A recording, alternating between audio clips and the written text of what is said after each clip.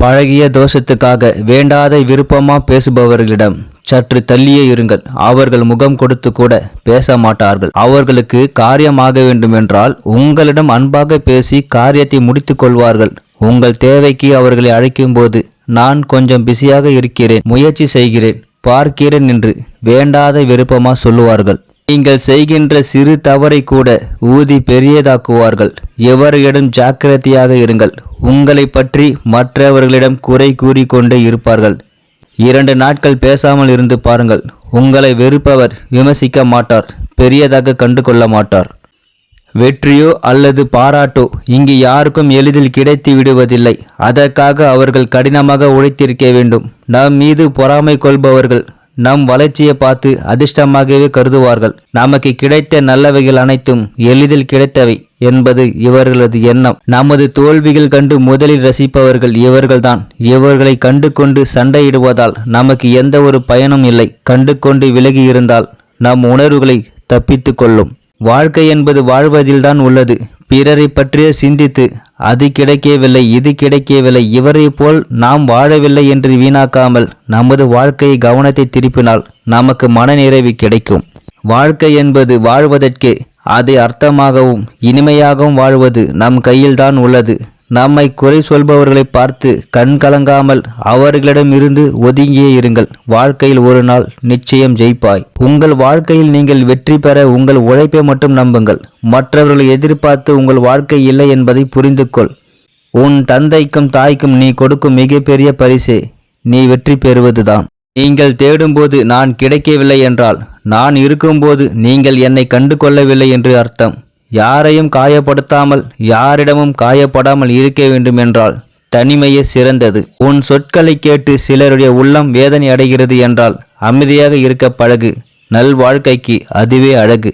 பிறர் நன்றாக இருக்க வேண்டும், நன்றாக வாழ வேண்டும் என்று நினைப்பது கூட ஒரு வகையில் உதவிதான். அளவுக்கு மீறி ஆடுபவர்களை காலம் உரிய நேரத்தில் கட்டாயம் திருத்தும். வாழ்க்கை என்னவென்று வழிகளால் உணர்த்தும். எத்தனை நல்ல மனிதர்களாக நடித்தாலும் அவர்களின் உண்மையான இயல்பை காலம் நமக்கு காட்டி கொடுத்துவிடும். தவறு செய்பவர்களை திருத்தி விடலாம், ஆனால் அதை நியாயப்படுத்தியவர்களை திருத்த முடியாது. எல்லோரும் கைவிட்ட நேரத்தில் உங்களோடு நின்றவர்களை உயிர் உள்ளவரை மறவாதீர்கள். ஏனெனில் அவர்கள்தான் உண்மையானவர்கள். நடப்பதெல்லாம் நன்மைக்கே என்று வாழ்ந்து பார்.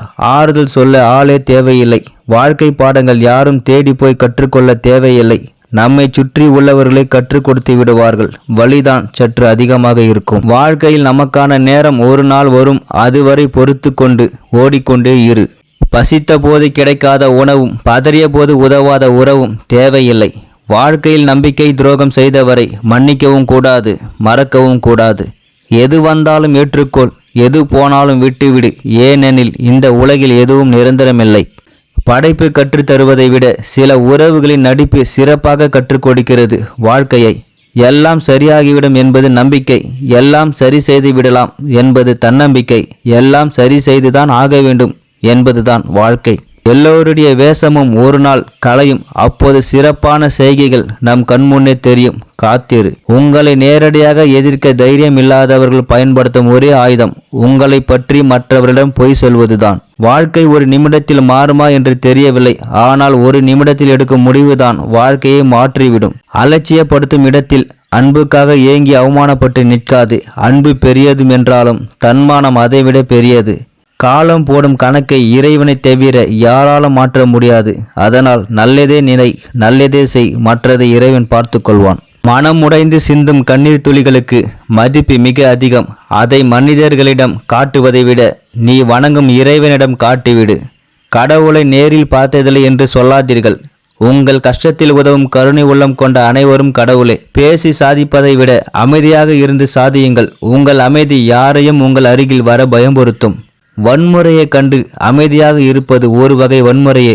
உன் வாழ்வில் உண்மையும் அன்பும் நிறைந்திருந்தால் உன் வாழ்வில் எப்பொழுதும் மகிழ்ச்சியாகவே இருக்கும். மனதில் துன்பத்திற்கு அடிப்படையான காரணம் தேவையற்ற ஆசைகளும் தேவையற்ற கற்பனைகளும் தான். நம்மை சுற்றி நடக்கும் எந்த ஒரு செயலையும் நீ எளிதில் எண்ணிவிடாதே. காரணம் இல்லாமல் காகவும் கரையாது. கடும் கோபத்திலும் அடுத்தவரை காயப்படுத்தக்கூடாது என்ற எண்ணம் இருந்தால் நீங்களும் கடவுளே. நீ செய்த செயல்கள் அனைத்தும் நிழல் போல உன்னை தொடர்ந்து கொண்டிருக்கும். அது நல்லதாக இருந்தாலும் சரி, கெட்டதாக இருந்தாலும் சரி. உன் மீது அன்பு குறைந்து விட்டால் அவரது பார்வைகள் முழுவதும் உன் குறைகளையே தேடி அலையும். இங்கு எதுவுமே நிரந்தரமில்லை, நினைவுகள் என்ற ஒன்றை தவிர. தனிமை வேதனை என்று எண்ணிவிடாதே. சாதனை செய்யும் சிந்தனையை அது உனக்கு தரும். உறவுக்கு நீ செய்வது உதவியாகும், அது தானமாகாது. ஊருக்கு செய்வதே தானமாகும். விட்டுவிடு, அது மகிழ்ச்சிக்கான திறவுகோல். எங்கே கேள்விகள் இல்லையோ அங்கே பதிலும் இல்லை. அன்பால் யானையை கூட அடக்கிவிட முடியும், அதிகாரத்தால் எருமை கூட பணிய வைக்க முடியாது. உன் எண்ணங்கள் எது என்பதை ஒருபோதும் உலகிற்கு தெரியப்படுத்தாதே. ஏனென்றால் இங்கு உன்னை வாழ்த்த நினைப்பவரை விட வீழ்த்த நினைப்பவரே அதிகம். உயிர் மீது இருக்கும் நம்பிக்கை உறங்கிய உடலை எழுப்புகிறது.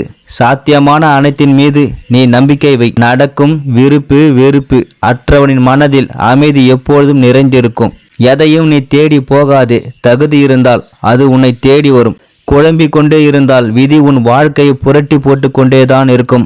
அதனால் அமைதியாக இரு, விதியும் வெறுத்து விலகி போகும். அவமானமும் அனுபவம் தான் வாழ்க்கையில் மிக சிறந்த ஆசான். அவை கற்றுக் கொடுக்கும் போதனையை எந்த விலை உயர்ந்த புத்தகமும் கற்றுக் கொடுக்காது. அன்பு ஒன்றே அழகு பார்ப்பதில்லை, அனைத்தையும் அழகாக்கி பார்க்கிறது. உங்களை ஏமாற்றுபவர்களிடமிருந்து, மதிக்காதவர்களிடமிருந்து, விமர்சிப்பவர்களிடமிருந்து, தாழ்த்தி பேசுபவர்களிடமிருந்து விலகி இருங்கள். யார் மீது நாம் வெறுப்பை காட்டி எதுவும் இங்கு மாறிவிடப் போவதில்லை.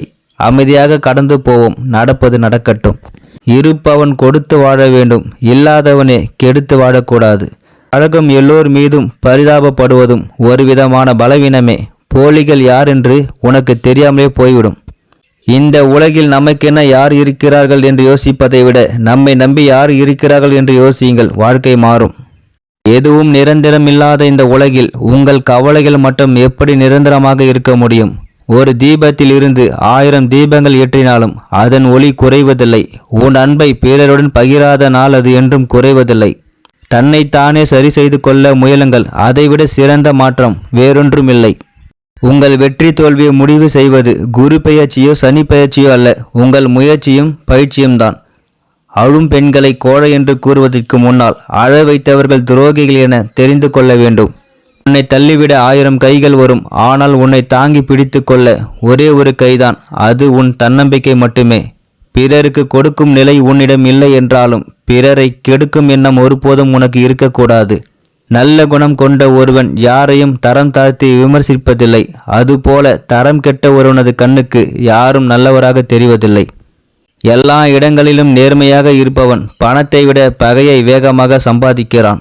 அடுத்தவன் 1000 சொல்லுவான், அது அவனுக்கு பொழுதுபோக்கு. ஆனால் நீ எடுக்கும் ஒவ்வொரு முடிவும் உன்னுடையதாக இருக்க வேண்டும், ஏனெனில் அது உன் வாழ்க்கை.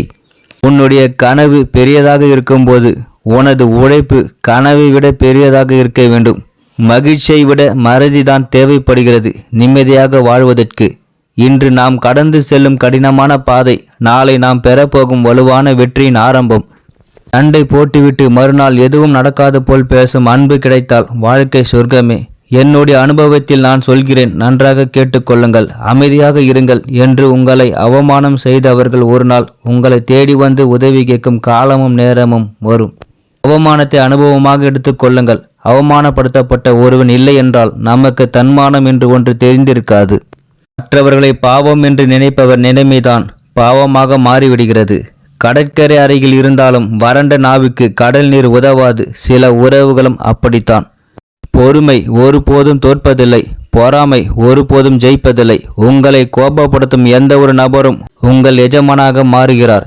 நீங்கள் அனுபவத்தால் மட்டுமே அவர் உங்களை கோபப்படுத்த முடியும். கோபத்தில் தொடங்கப்படும் எதுவும் அவமானத்தில் முடிகிறது. பயம் என்பது 2 பக்கத்திற்கான பாதையாகும். பயம் கோபத்திற்கு வழிவகுக்கிறது, கோபம் வெறுப்புக்கு வழிவகுக்கிறது, வெறுப்பு துன்பத்திற்கு வழிவகுக்கிறது. கோபம் மிகப்பெரிய சக்தி. உங்களால் அதை கட்டுப்படுத்த முடிந்தால் இந்த முழு உலகையும் தகர்த்தக்கூடிய சக்தியாக அதை மாற்றலாம். சிறந்த போராளி ஒருபோதும் கோபப்படுவதில்லை. உங்கள் குழந்தைகளுக்கு ஒருபோதும் கோபப்பட வேண்டாம் என்று கற்பிக்காதீர்கள். எப்படி கோபப்பட வேண்டும் என்பதை அவர்களுக்கு கற்றுக் கொடுங்கள்.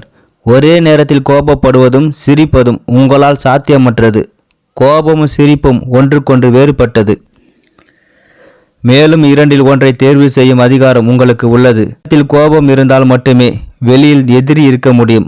கோபம் முட்டாள்களின் என் நெஞ்சில் மட்டுமே குடியிருக்கிறது. சரியான இடத்தில் சரியான நபருக்கு எதிராக சரியான விதத்தில் சரியான நேரத்தில் சரியான கால அளவில் கோபப்படும் மனிதனை நாம் போற்றுகின்றோம். கோபம் அகிம்சையின் எதிரி. அகங்காரம் அதை விளங்கும் ஒரு அக்னி. நீங்கள் உங்கள் கோபத்தை ஆக்கப்பூர்வமாக பயன்படுத்தினால் கோபத்தில் தவறில்லை. நீங்கள் அனுமதிக்காத வரை உங்களை யாரையும் பொறாமைப்படவோ கோபப்படவோ பழிவாங்கவோ அல்லது பேராசைப்படவோ வைக்க முடியாது. உண்மையை பேசுங்கள். உங்களால் முடிந்ததை கொடுங்கள். ஒருபோதும் கோபப்படாதீர்கள். இந்த 3 படைகளும் உங்களை இறைவனை நோக்கி வழிநடத்தும். ஒரு மனிதனின் மேன்மையை எது அவனை கோபப்படுத்துகிறது என்பதை வைத்து கூற முடியும். பெரும் கோபமும் வன்முறையும் ஒருபோதும் ஒரு தேசத்தை உருவாக்காது. யார் வேண்டுமானாலும் கோபப்படலாம், அது எளிதானது. ஆனால் சரியான நபருடன் சரியான அளவில் சரியான நேரத்தில் சரியான நோக்கத்துக்காக சரியான முறையில் கோபப்படும் ஆற்றல் அனைவருக்கும் இல்லை மற்றும் அது எளிதானது அல்ல. நீங்கள் சரியாக இருக்கும்போது நீங்கள் கோபப்பட வேண்டிய அவசியமில்லை. தவறாக இருக்கும்போது உங்களுக்கு கோபப்பட உரிமை இல்லை. நம்மை கோபப்படுத்தும் அல்லது எரிச்சலூட்டும் விடயங்களை விட நமது கோபம் எரிச்சலும் நமக்கு அதிகம் தீங்கி விளைவிக்கும். ஒரு கணத்தால் ஒரு நாளை மாற்ற முடியும். ஒரு நாளால் ஒரு வாழ்க்கையை மாற்ற முடியும். ஒரு வாழ்க்கையால் இந்த உலகையே மாற்ற முடியும். இந்த வீடியோ உங்களுக்கு பிடிச்சிருந்தா என்னோட சேனல் லைக் பண்ணுங்கள், ஷேர் பண்ணுங்கள், சப்ஸ்கிரைப் பண்ணுங்கள். நன்றி, வணக்கம் நண்பா.